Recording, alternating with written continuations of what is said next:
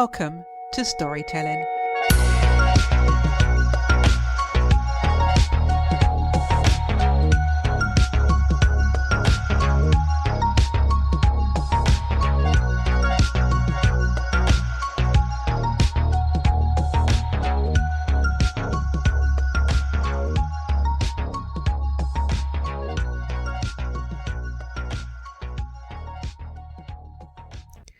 This week's guest is an advocate for dyslexia, having written a book, Life in a Jar. He shares his story of living through an education system that didn't support his learning, from being unable to read and write to having a successful nursing career and being an author. We learn that our ordinary experiences can lead to something extraordinary. Please welcome Stephen Sutton. Hello, Steve, and welcome to the podcast. Hello. Steve, your book, Life in a Jar, how did you choose the title of your book? I was milling through some ideas and I came up with Life in a Jar. I actually looked at this jar and I thought, imagine being in that and not being able to contact the outside world. You need to think you're restricted in that jar for some reason, or you're there for a type of security away from the world, form of protection. So growing up with dyslexia, let's talk about your childhood, because I'm sure when you were a child, it felt like you were living in a jar. So can you explain to us what it felt like growing up with dyslexia as a child? Well, as a child, dyslexia wasn't known as a word. But I did know I was having difficulties in concentrating at school, to stare out of the window or do anything but to get myself away from that subject of what they were teaching, because I just couldn't concentrate for more than about 10, 15 minutes. I felt vulnerable.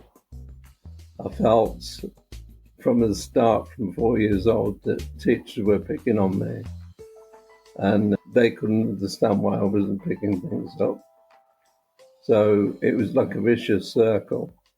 I was sent into a remedial class across from the school, and it was being in that hut and segregated from the other children that made me feel that really awful, because, why should I feel like this? Why should I be ostracized in this way? During that time, you met your best friend. Yes, Richard. And also you had an English teacher who had a profound influence on you as well. That was later on. That was in high school. They used to take me out to class to have special reading lessons and that sort of thing. But the English teacher, I found her fascinating because she used to teach me poetry.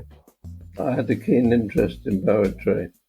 She used to read different poems to us and tell us all about them and what it was all about. And I found that really good. And after school, you were desperate to find a career in nursing. So what happened there? Yeah, when I left school, I went to college, and I was thinking that college was going to be a lot different to school. But initially, going to college was a matter of, it was a pre-nursing course. And I thought that I'd be learning different things about nursing. Instead, I was just doing the same thing with maths, English, different lessons where I was back at square one again. I couldn't concentrate. I had trouble focusing on subjects. So I just felt it was a waste of time. So I left college and then I had to get a job. So I started a job in the printing factory. But I always wanted to go to nursing. It was always my desire to go into nursing. When were you diagnosed with dyslexia? In university at the age of 40. And how did that come about? I'd gone through all the training when I was working at the hospital as an auxiliary nurse. And they'd persuaded me to go on some courses to get into nursing. So I did that. So I went on the courses to get into nursing and got qualified for it. Went to university, and the head of the department said, I'm going to send you for a test on dyslexia. I think you might be dyslexic. I was tested, statemented, and they gave me all the feedback and everything, which I took back to the head of department in nursing. And she said, I think you ought to think about what career you want to do. She said, I think nursing would be probably difficult for you being dyslexic. So I went out. I did a lot of research into dyslexic nurses and went back with the feedback showing that dyslexic nurses are more careful practitioners and they're more thorough and dedicated to what they do. So she let me carry on the course. Now I qualified as a nurse. I think that's absolutely amazing, and you've proven that you can achieve anything when you really want something. It's all about self-determination. When I was at school, I could either just packed in and said, okay, I'll just play up like the other kids, do nothing and just get any job. Or I can concentrate and teach myself to read and write. And it was my own determination that got me through. In your book, you also feature stories of other people who have dyslexia. Why is it important for you to include other people's experiences in the book as well? Yes, I met a few people that had remarkable stories, and they were very inspiring. I thought, well, I've made it so far. But when I had read some of them stories, it was during the time that I was still doing things myself. And I thought, what a remarkable thing. Some of these people come from such a bad background.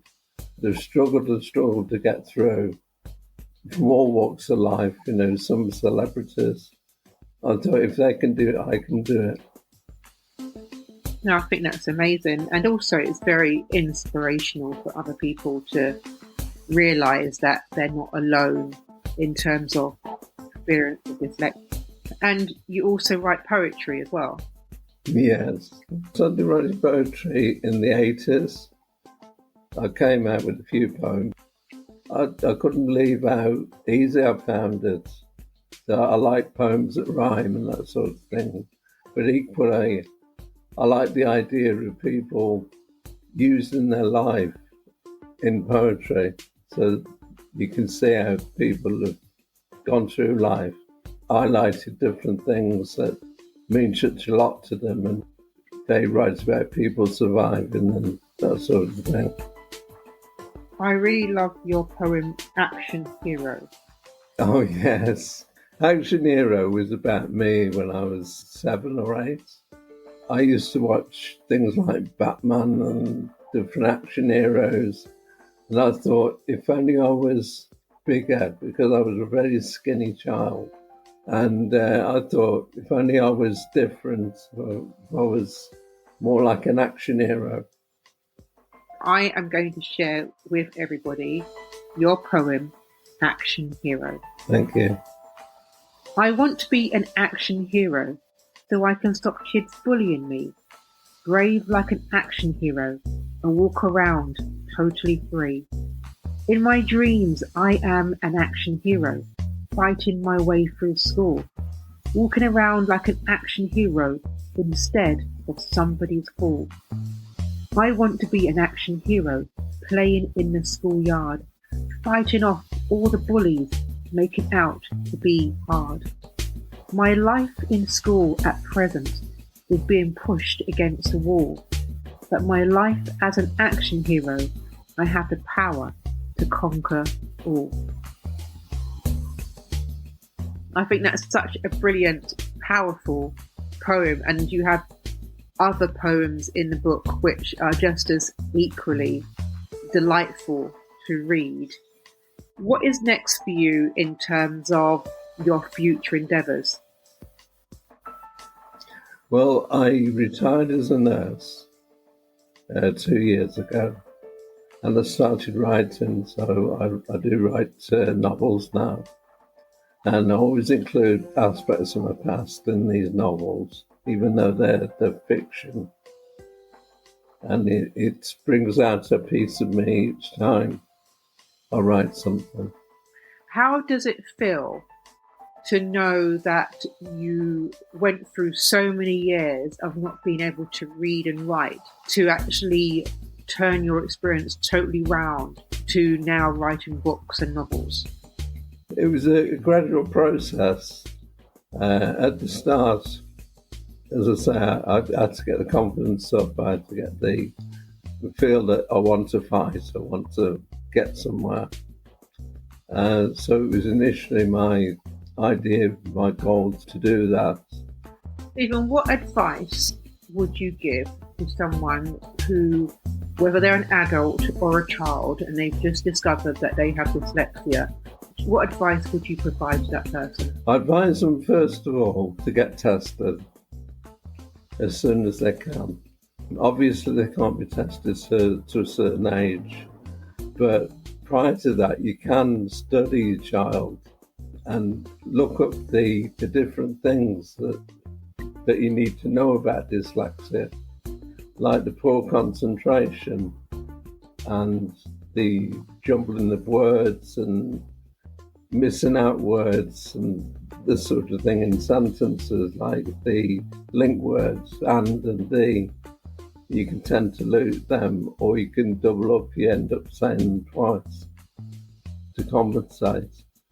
So it's knowing exactly the symptoms of dyslexia and what to look out for. If you can do that, then you've got a chance of observing the child up to the time that they can be tested, and then get them tested as quick as possible. Steve, I would like to thank you for your time and thank you for being a guest on this podcast. Okay, thank you. Life in a Jar is available in all good bookshops. If you have any comments about this episode, then please visit debbiewilliamspodcast.com.